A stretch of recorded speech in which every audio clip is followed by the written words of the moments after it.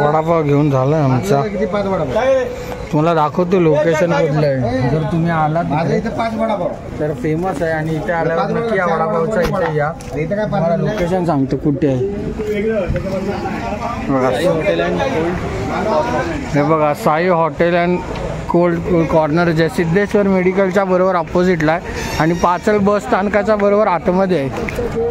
तुम्ही आलात तर तुम्हाला नक्की इकडे या. इकडचा वडापाव खूप फेमस असतो.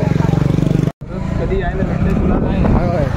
आता आम्ही चाललो आहे आंब्याच्या अमराईमध्ये आणि तिथे खास पार्टी होणार आहे. आम्ही जे पाचलमधून जे मगाशी वडापाव आणले तुम्हाला दाखवले ते मस्त आम्ही आंब्याच्या अमराईत बसून मध्ये खाणार आहे. अमराईमध्ये बसणार आणि खाणार आहे. त्या अगोदर थोडं घरातलं सामान आणायचं ते घेऊया आणि मग आपण पुढे जाऊया आपल्या आंब्याच्या अमराईमध्ये. बघा इथे कसे आंबे लागले आहेत. तर आपण परत आलोय कालव्याकडे आणि परत आलो आपण धरणाच्या बाजूला. आज पुन्हा एकदा काल आपण तुम्हाला मी मागच्या व्हिडिओमध्ये धरणाचं पूर्ण दाखवलं दृश्य. धरण दाखवलं, नदी दाखवली. तर तुमच्यासाठी आज पुन्हा काहीतरी छोटंसं सरप्राईज आहे. ते तुम्हाला सरप्राईज थोड्या वेळात समजेल. व्हिडिओ बघत राहा. सरप्राईज तुमच्यासाठी या व्हिडिओमध्येच आहे आणि तुम्हाला पण खूप आनंद होईल आणि तुम्ही पण तसं करत असाल अशी मी अपेक्षा करतो. स्वतःच्या गावी गेल्यावर किंवा मामाच्या किंवा इतर मित्रांच्या गावी गेल्यावर आणि तशीच मजाशी आम्ही परत एकदा आम्ही मजा करणार आहे.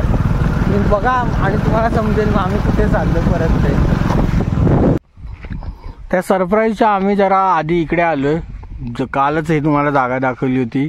हे प्रसादचं जुनं घर आहे आणि जुन्या घरासमोरचा प्रसादच्या इकडचा आंबा आहे.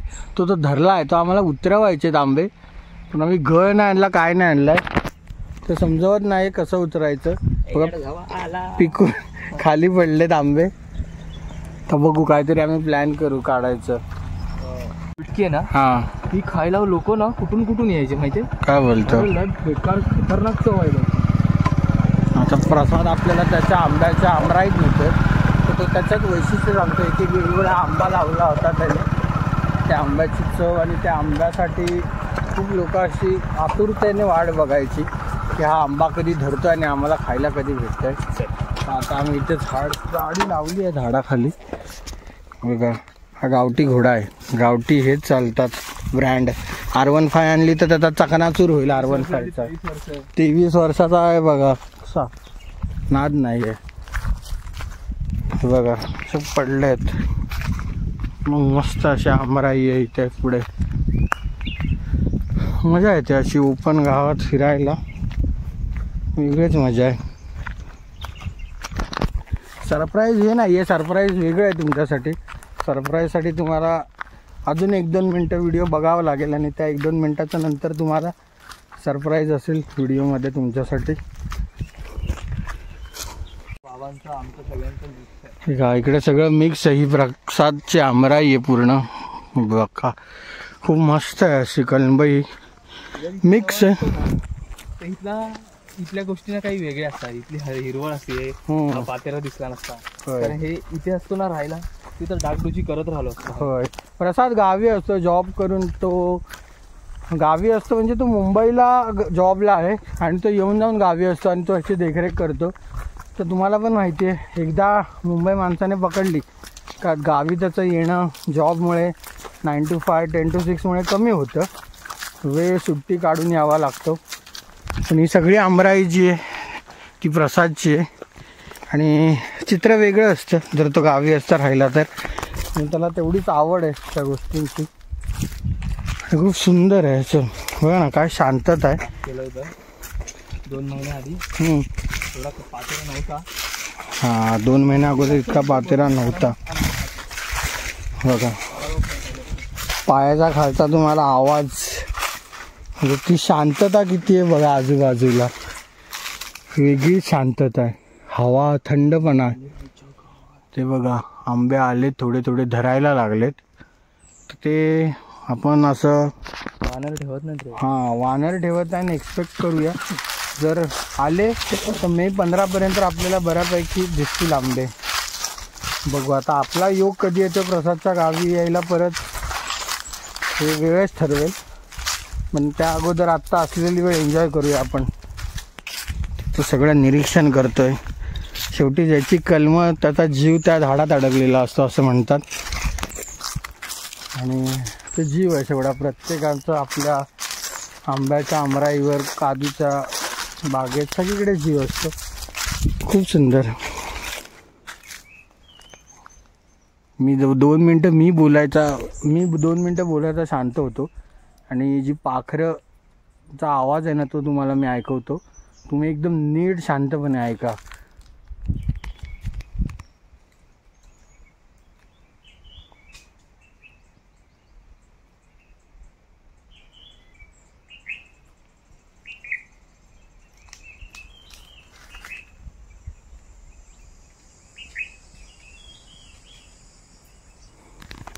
ऐकलात असाल तर हे सुख आहे.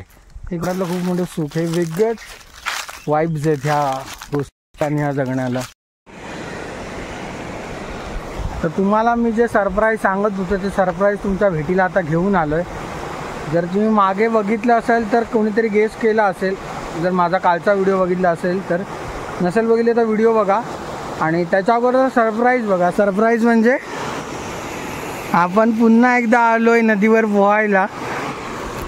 कारण जो आनंद नदीत उन्हाळ्यातून पोहण्यामध्ये तो कुठेच नाही आहे. तर आज पुन्हा एकदा नदीमध्ये आम्ही डुबकी आणि सूर मारणार आहे. तर हेच होतं सरप्राईज. चला आधी आता मस्त की आंघोळ करूया, पोहूया. आता तुम्ही बघू शकता आज हनुमान जयंती निमित्त जे आहे ते गावामध्ये रॅली काढली आहे. हीच रॅली आहे आणि तुम्ही बघाल तर लहान मुलं वाजवतात. सगळी लहान मुलं वाजवतात आणि त्यांनी हनुमानाचा जो आहे तो गेटअप केला, अवतार केला आहे.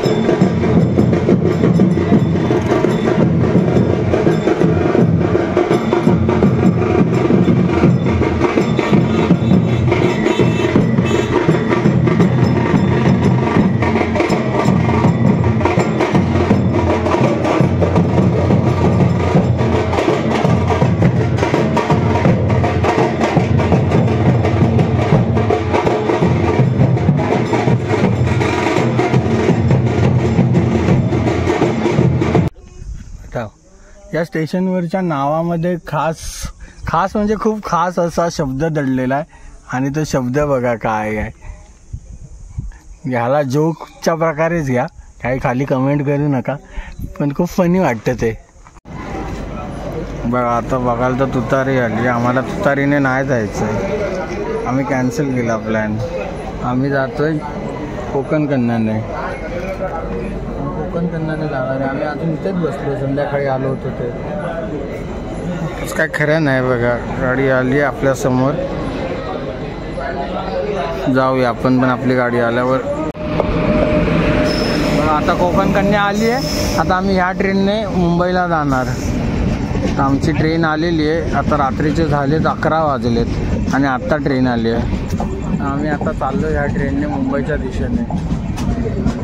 चला आता जाऊ मुंबईला. मस्तपैकी गावाला जी मजा केली खूप एन्जॉय केली. मग काय आम्हाला बसायला पण भेटलं. पुढे जायचंच नाही बाबा, पुढे जायचं नाही ना. राहू दे, थांब तिथे जरा.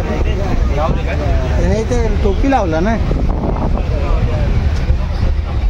तिथं बॅगा टाकल्यात. आम्ही इथं बसलोय. हाय बसायला घरा सगळेच वाढीतलेत आमच्या पोरं. मग काय टेन्शनच नाही. बोललो ना तुला. आपण जाऊ डायरेक्ट आराम करतो. घरी फोन करून सांगतोय.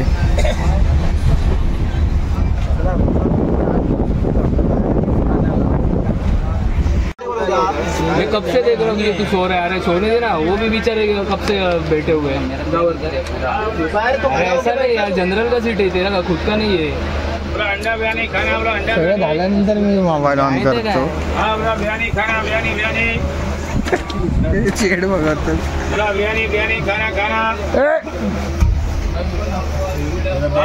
काय असं कोण करतो.